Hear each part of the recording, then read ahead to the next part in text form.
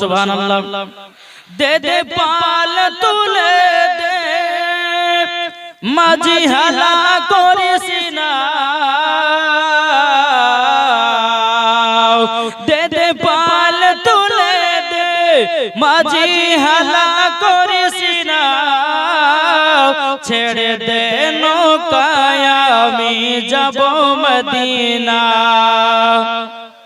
আমরা দেখব মদিনা, আমরা যাব মদিনা, আমরা দেখব মদিনা, আমরা যাব মদিনায়। দুনিয়ায় নবী এলো মা আমিনার কোলে, হাসলে হাজার মানি কাঁদলে মুক্তা ঝরে ঝরলন, হাসলে হাজার মানি কাঁদলে মুক্তা ঝরে। যার দিলে আছে নবী, যার দিলে আছে নবী, তার চিন্তা কিছু নাই, হৃদয় মাঝে কাবা নয়নে মদিনা, আমরা দেখব মদিনা, আমরা যাব মদিনা। জরকান সুবহানাল্লাহ। এই সুসমানিকেরা ও আমার আব্বাজি মুসলমান ভাইরা, আল্লাহ পাক আল্লাহ তাআলা বলতে যোগো আমার বান্দা বান্দিরা, তোমরা যদি নবীকে পেতে চাও, তোমরা যদি নবীকে মোহাব্বত করতে চাও, বাবাজি আগে নবীজিকে চিনতে হবে। আল্লাহ পাক আল্লাহ তাআলা বলতেছে যারা নবীকে চিনে নিয়েছে মরার পরে তারাই বাবা জান্নাতি হয়েছে। জোরে বলুন না সুবহানাল্লাহ। আল্লাহ পাক আল্লাহ তাআলা বলতেছে গো আমার বান্দা বান্দিরা, তোমরা যদি আমার নবীকে যদি এক বিন্দু যদি মহব্বত করো, আল্লাহ পাক আল্লাহ তাআলা বলতেছেন মরার পরে তারাই জান্নাতি জান্নাতে। এই ঠিক কি না বাবা যে মুসলমান সোনা মানিকেরা, এই জান্নাতি বাগানে বসেছেন নবীর মহব্বতে, তাই তো নাকি সে নবীর মহব্বতে, নবীর মহব্বতে যদি সুবহানাল্লাহ বলতে বলতে যদি মারা যান, জান্নাতি না জাহান্নামী? জি জান্নাতি। তাই বেরাদার ইসলাম মুআদ্দাস সাবানি کرام, আল্লাহ পাক আল্লাহ তাআলা বলতে চোখো আমার বান্দা বান্দিরা, তোমরা যদি আমার নবী মুস্তাফাকে যদি মহব্বত করে অন্ধকার কবরে যাও, ওই কবরে কোনদিন বাবা সাপ আসবে না, ওই কবরে কোনদিন বিচ্ছু যাবে না, ওই কবরে কোনদিন আযাব হবে না, ওই কবরে বাবা কোন রকমের গজব হবে না। আল্লাহ পাক আল্লাহ তাআলা বলতে চোখো আমার বান্দা বান্দিরা, তোমরা যদি নবীকে মহব্বত করে অন্ধকার কবরে যাও, মরার পরে জান্নাতি জান্নাতি। জোরে বলুন না সুবহানাল্লাহ। বাবাজি আমি তো ওয়াজ এখনো শুরু করিনি বাবা, টিলা দিচ্ছি বুঝেন না, কিন্তু একটু মাইকের আওয়াজটা ভালো লাগছে না, মাইক সেটিং হয়নি, মাইক ভালো বাজছে কিন্তু মাইক সেটিং হয়নি এখনো, একটু ভালো করে সেটিং করো, গলা টানছে, এটা দাও, গেন বাড়াও, গেন এটা জ্ঞান বাড়াও, বেশ কমাইতে হবে। হ্যালো বেরাদার ইসলাম একবার দূর বলো আল্লাহুম্মা সাইয়্যিদিনা মাওলানা মুহাম্মদ ওয়ালা আলিহি সাইয়্যিদিনা মাওলানা মোহাম্মদ জামানা দিবানা, জোরে একবার বলো না সুবহানাল্লাহ। এটা জোরে হবে না? ঠিক আছে। জামানা দিবানা চিল্লে একবার বলো না, হচ্ছে না হচ্ছে না, মানুষ মনে হচ্ছে 11টা কেবল 11টা 11:30 বেজেছে, এত ভোল্ট যদি কম হয় তাই আরো তো পড়ে আছে, যেহেতু আমার পরে পীর সাহেব আসবে দোয়া করবেন তাই না? আচ্ছা বাবাজি পীর সাহেবকে নিয়ে আসা হয়েছে বাইরে থেকে, আমরা দোয়া নিতে চাই কি চাই না? বসে থাকবেন, কে কে বসে থাকবেন না হাত তোলেন। এই দেখেন এখন বলছে বসে থাকবে, আমরা বলছে বসে থাকবো না। যাক সবাই এসেছে বাবাজি মুসলমান, আপনারা শোনার জন্য এসেছেন তাই না? তবে আমি যে কথাগুলো বলবো একটু মন দিয়ে শুনতে হবে নাকি একবার জোরে বলুন সুবহানাল্লাহ জামানা দিবানা জোরে জোরে বলো না তোমার লালের নাই তুলনা মাগো তোমার লালের নাই তুলনা মদের নবী জন্ম হলো যেদিন শুকনো গাছে ফুল ফুটিল মরুর সাহারায় একবার জোরে বলো ভাই নবীর এক ইশারায় কাছে এসে সালাম জানায় নবীর এক ইশারায় কাছে এসে সালাম জানায় আসমানের জাহার শুভ কামনা মাগো তোমার লালের নাই তুলনা সুবহানাল্লাহ এ সোনা মানিকেরো ওগো আমার আব্বাজি মুসলমান ভাইরো আল্লাহ পাক আল্লাহ তাআলা বলতেন চোখ আমার বান্দা বান্দিরো আগে নবীকে চিনো নামাজ পড়ো নবীকে চিনো হজ করো নবীকে চিনো যাকাত দাও নবীকে চিনো আমল করো নবীকে চিনো রোজা করো আল্লাহ পাক আল্লাহ তাআলা বলতেছে যারা নবীকে চিনে নিয়েছে নামাজ পড়েছি ওই নামাজ আল্লাহ দরবারে কবুল হয়ে গেছে জোরে বলুন না সুবহানাল্লাহ কি গো নবীকে চিনো নামাজ পড়ো ওই নামাজে আল্লাহ পাওয়া যাবে ঠিক না আসুন পবিত্র কোরআন থেকে আপনাদের সম্মুখে আয়াতে কারিমা তেলাওয়াত করেছে আল্লাহ পাক আল্লাহ তাআলা বলেন ওয়া কুল জাআল হাক্কু ওয়া জাহাকাল বাতিলু ইন্নাল বাতিলা কানা যাহুকা সুবহানাল্লাহ বাবাজি আল্লাহ পাক আল্লাহ তাআলা বলতেছেন সত্য এসেছে মিথ্যা ধ্বংস হয়ে গেছে এই কি আমরা এখন সত্য পথে আছি না মিথ্যা পথে জি সত্য পথে আছে বাবাজি আমার নাম হচ্ছে মাওলানা ওবায়দুল ইসলাম জামালি আপনাদের এলাকাতে এসেছে হোমিওপ্যাথি ওষুধ দেওয়ার লাগে কি ওষুধ হোমিওপ্যাথি ওষুধ দেওয়ার জন্য কিন্তু বাবা মন দিয়ে যদি শুনেন তাহলে বুঝবেন মন দিয়ে না শুনলে কিছুই বুঝবেন না জান্নাত পেতে গেলে পরে আমাদেরকে একটা জিনিস মেনে চলতে হবে নাকি যারা জান্নাত মেনে চলবে যারা চারটা পাঁচটা জিনিস মেনে চলবে আল্লাহ পাক আল্লাহ তাআলা বলে মরার পরে তারা জান্নাতি বোঝা গেছে কিছু কেউ আবার ওয়াজ শুনে উঠে পালিয়ে যায় না নাকি আর কেউ যদি ওয়াজ শুনে যদি পালিয়ে যান তো এমন দোয়া করব যেন পেশাব বন্ধ হয়ে যায় নাকি বলছেন আল্লাহ পাক আল্লাহ তাআলা বলেন সত্য এসেছে মিথ্যা ধ্বংস হয়ে গেছে বাবাজি আমরা সত্য পথে থাকতে চাই না মিথ্যার পথে এটা হাত তুলে দেখান কারা কারা সত্যর পথে থাকতে চান আমরা থাকতে চাই তাহলে বাবাজি সত্য পথে থাকতে গেলে নামাজের দরকার আছে না নাই রোজার দরকার আছে না নাই হজের দরকার আছে না নাই সব জিনিসের দরকার আছে ইমামে হুসাইন কারবালাতে শহীদ হয়ে ইসলামকে জিন্দা করেছে আর আমরা কি করছি 5 জানুয়ারি আসলে পরে বাবাজি ডিজে বক্স বাজিয়ে খ্রিস্টান ধর্মকে উৎসাহ করছি আমরা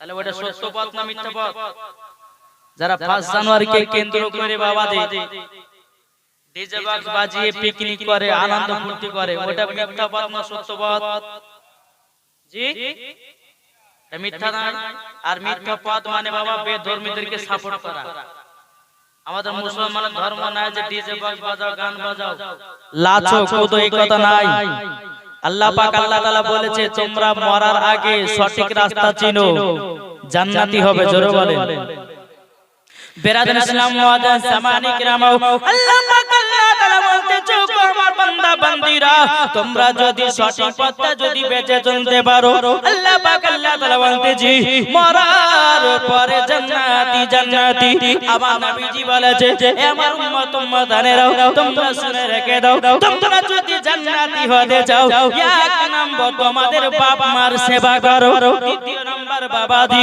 মসজিদের ইমামের সঙ্গে মোহাব্বত করো। 3 নাম্বার বেরাদর ইসলাম হালাল খাবার খাও, হারাম খাদ্য খাবার ছেড়ে দাও।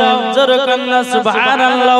আল্লাহ পাক আল্লাহ তাআলা নবী বলতেছে, ওগো আমার উম্মত উম্মতানেরা, তোমরা যতক্ষণ পর্যন্ত বাপ মাকে সেবা না করতে পারবে মরার পরে জান্নাতি জান্নাতি হওয়া যাবে না।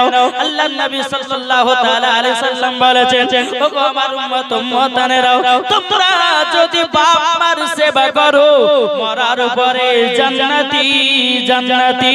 জোরে বলুন না সুবহানাল্লাহ। আচ্ছা, বাপ মাকে কে কে চিনেছেন? হাত তোলেন। কি গো, বাপ মাকে ভালোবাসেন না? তাহলে হাত তোলেন না। আচ্ছা, মায়ের জন্য একটা ভাই হাজারটা দিতে পারবেন? হবে না? মায়ের জন্য 1000 টাকা হবে? আমি দান চাই না বাবা, একটা প্রথম শুরু করছি। আছেন 1000 হবে? জি বাবা, একটা হবে না তাহলে? কি নাম?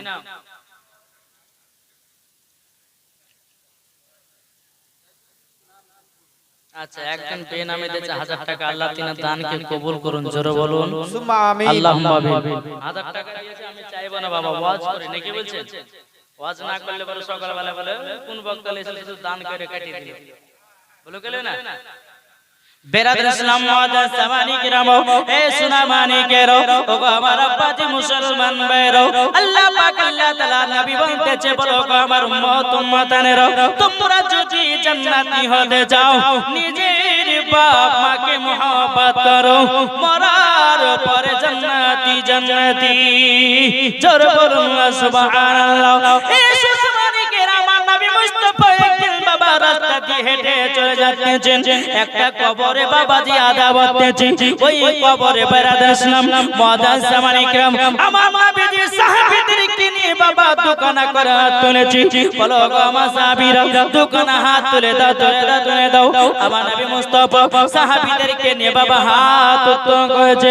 হাত যখন বাবা তোলাও, আমার আল্লাহ পাক আল্লাহ তাআলা বলছে, গো নবীজি আজকে আপনার হাতে দোয়া কবুল করব না। বলে কেন?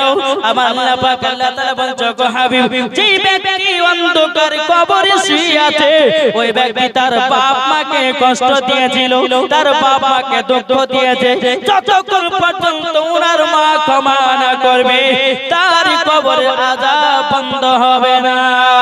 এ বেরাদর ইসলাম মুআজ্জাজ সামানি কিরাম, যেমন বাবাজি কথা বলার পরে আমার নবীজি বলতেছে, সাহাবীরা তোমরা শুনে রেখে দাও, যে ব্যক্তি কবরে শুয়ে আছে ওই ব্যক্তির কি মা বেঁচে আছে নাকি?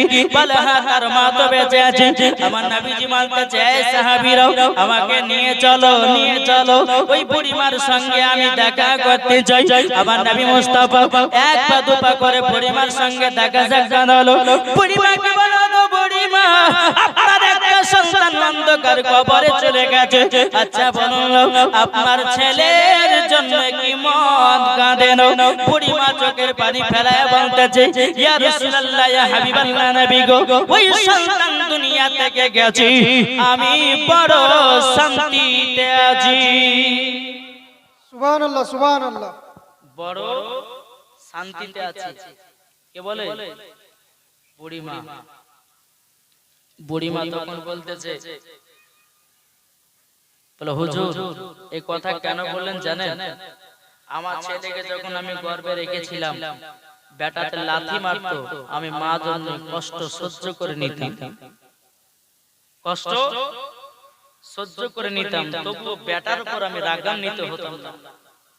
ওগো নবীজি, নবীজি আপনার কাছে একটাই আমি অনুরোধ করতে চাই গো নবী। বলে কি কথা? এই সন্তানকে যখন আমি মাঘ মাসের ঠান্ডাতে যখন দুনিয়াতে জন্ম দিলাম, জন্ম দেওয়ার পরে ওই সন্তানকে যখন ডান দিকে নিয়ে ঘুমাতাম, ডান দিকে পেশাব করে দিত, আমি মা জননী ওই সন্তানটাকে বাম দিকে শোয়াতাম, বাম দিকে যখন আমার বেটা পেশাব করে দিত, আমি মা জননী আমার জায়গাতে ঘুমাতে দিতাম। আমার জায়গাতে আমার বেটা যখন পেশাব করে দিত, আমি মা জননী আমার বেটার জায়গা করে দিয়েছি বুকের উপরে।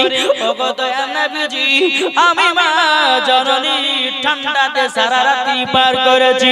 এই সন্তান বড় হওয়ার পরে কাল্লাগির পাল্লাতে পড়ে আমাকে এক মুঠো ভাত খেতে দেয় না। এই সন্তান আমাকে মারধর করে, এই সন্তান আমার কথা মতো চলে না। ওগো নবীজি, সন্তানটা মারা গেছে, আমার মনটা শান্তি হয়েছে। বেরাদ ইসলাম মুআজ্জিন জামানি কিরাম, আমার নবীজি বলতেছে, বলবো গো বুড়িমা, আপনি এই কথা বলবেন না। যদি এই কথা বলে তাইলে পরে আপনার ছেলের কবরে আরো আযাব বাড়বে। বাবাজি, আমার নবীজি বলো, বুড়িমা, আপনার সন্তানের কবরে জন্ম নাও। বুড়িমাকে তার সন্তানের কবরে নিয়ে যাওয়া হলো। নিয়ে যাওয়ার পরে আমার নবী মুস্তাফা আল্লাহর কাছে হাত তুলেছেন, বলো গো রব্বুল আলামিন, এই বুড়িমার সন্তানের কবরের পাশে দাঁড়িয়ে আছে। ওগো আল্লাহ, এই বুড়িমাকে শক্তি কানা দিয়ে দিন, তার সন্তানের কবরের আযাব যেন দেখতে পাই। বাবাজি, আল্লাহ পাক আল্লাহ তাআলা বলে, ওগো দয়াল নবীজি, আপনার কাছে একটা অনুরোধ করব। ওগো নবীজি, ওই বুড়িমাকে তার সন্তানের কবরে আপনি তাকাতে বলুন। যখন বাবা তাকিয়েছি, বাবা কবরে দাও দাও দাও দাও করে বাবা আগুন জ্বলতেছি। বেরাদার ছেলে মামা করে চিৎকার করতেছি, বলো গো রব্বুল আলামিন, আপনার কাছে একটা আবেদন করতে চাই গো আল্লাহ। ও আল্লাহ, আল্লাহ, আমার বেটাকে দিল থেকে মাফ করে দিলাম। সুবহানাল্লাহ, সুবহানাল্লাহ। বাবাজি, এই সন্তানকে দিল থেকে মাফ করলো কে? এই কে মাফ করলো? মা। আর আল্লাহ পাক আল্লাহ তাআলা তার মায়ের কবরের যে মা জন্মের দোয়াতে সন্তান কবর আযাবটা বন্ধ হলো। জোরে বলেন সুবহানাল্লাহ। এখনকার অনেক যুবক ছেলেরা মা বাবাকে দেখে না, দেখে জি, বিয়ে করলে পরে বলছে ভিনু, বলে বেটা কি দোষ করলাম, বলে হবে না, এখন ভিনু খাবো, তোমার ভাত খেতে দিতে পারি না, টাকা দিতে পারি না। আরে বোকা, তোমার মা যদি তোমাকে দুনিয়ার মুখ না দেখাতো, তুমি কি দুনিয়ার মুখ দেখতে পেতা? কি গো, দেখতে পেতো না। আজ অনেক যুবক ছেলেরা বাবা যে মার কথা মানে না, ভাবতে বড় লজ্জা লাগে। বেরাদার ইসলাম মুআজ্জিন জামানি কিরাম, তাই অনুরোধ করে বলতে চাই, মা বাবাকে কেউ দুঃখ কষ্ট দিবেন না। আর একটা ঘটনা বলবো বাবাজি, শুনতে রাজি আছেন? শুধু বাপ মাকে মহব্বত করুন, বাপ মাকে মহব্বত করলে পরে মরার পরে জান্নাতে। জোরে বলেন সুবহানাল্লাহ। এই বাপ মার সঙ্গে যখন ভালোবাসা হবে, ইমামদের সঙ্গেও মহব্বত অটোমেটিক হয়ে যাবে, না হবে না? আপনাদের এই মসজিদের ইমাম হচ্ছে বাবাজি হযরত মাওলানা মোহাম্মদ আশরাফ নজরুল ইসলাম সাহেব। নজরুল ইসলাম, নজরুল ইসলাম সাহেব। আচ্ছা, ইনাকে আপনারা মহব্বত করেন তো? কি গো, মহব্বত করেন না? করেন। আমি জানি এলাকার যুবক ছেলেরা এবং সমস্ত মুসল্লিরা ইমামদেরকে মহব্বত করে, কিন্তু আমাদের মুর্শিদাবাদের এলাকাতে নাই। মুর্শিদাবাদের এলাকাতে নাই। এখন ইমামের বেতন ৫,০০০। আমি এক জায়গাতে গিয়েছিলাম কলকাতার সাইডে, বলে হুজুর এত টাকা বিজেট লিচের কেনা জালসাতে, বলে শুনেন বিজেট লিচ যে এক কারণ আপনার ইমামের বেতন বাড়ান, বিনা পয়সায় জালসা করে যাব। ইমামের বেতন কম কেন? আজ ইমামের বেতন কম বলে আজকে বক্তারা ২০,০০০ ৩০,০০০ টাকা করে লিছে। কি হক কথা বলছেন, সত্য কথা বলছেন নাকি? ঠিক ঠিক। আপনারা একটা আন্দোলন করেন যে প্রত্যেকটা মাসের ইমামের মাসে ৩০,০০০ টাকা থাকবে বলেন, কোন বক্তা কোন কেউ টাকা দিবে না। খাস করে আমি বললে আমি নেব না। একটা দুঃখ লাগে জানেন, আমার জামানাতে মসজিদে যখন পড়াশোনা করতাম মাদ্রাসায়, জি, তখন একটা মাদ্রাসা মসজিদে আমি নামাজ পড়াতাম, তখন বেতন ছিল বাবা 1500 টাকা। আজ থেকে প্রায় 15 বছরের কথা বলছি। কত টাকা বেতন ছিল? এই কথাগুলো শুনে রাখেন, হৃদয় ফেটে যাবে, কলিজা ফেটে যাবে। কিন্তু বাবা আমরা ইমামদের মুরব্বিদের কথা আমরা একটু কোনো ভাবি না। কি গো ভাবি? তখনকার জামানাতে বাবাজি 1500 টাকাতে ইমামতি করেছে। একদিন সভাপতি সাহেবকে বললাম, সভাপতি সাহেব আমার 500 টাকা বাড়াবেন, 2000 টাকা দিলে পরে আমার বই খাতা গালে না হবে একটু। তো সভাপতি সাহেব বলেছে আপনাদের টাকাতে বরকত আছে। দেখবেন এরকম অনেক অনেক মুসল্লিরা বলে না, এই বেতন বাড়িতে আপনাদের 5000 টাকাতে বরকত নেই। খবরদার না। ওই সভাপতি সাহেব যখন বললে যে ইমাম সাহেব আপনার টাকাটা বরকত আছে, কিছু বললাম না বাবা। এক আধ সপ্তাহের ভিতরে বলছে মৌলভী সাহেব 500 টাকা নেন আর একটা ফাতিহা করেন। বলে কোন উদ্দেশ্যে? বলে আমার বিটি চাকরি দিতে গেছে, তার বেতন যেন 40,000 টাকা হয়। বুঝেছেন? কত টাকা বলল? 40,000। আমি বলছি আজ মসজিদে থাকবো নালে বাড়াবো, আজ দোয়া ভালো করে করব ওর জন্য।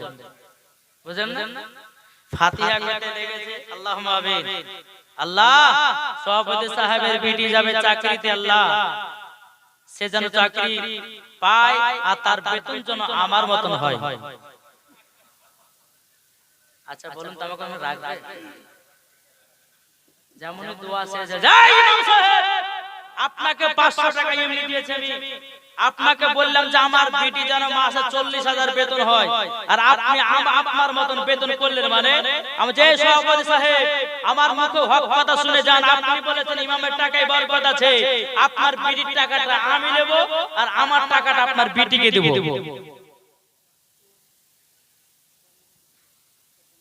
আজকে দেখেছেন ট্রেনের ড্রাইভারের কত বেতন?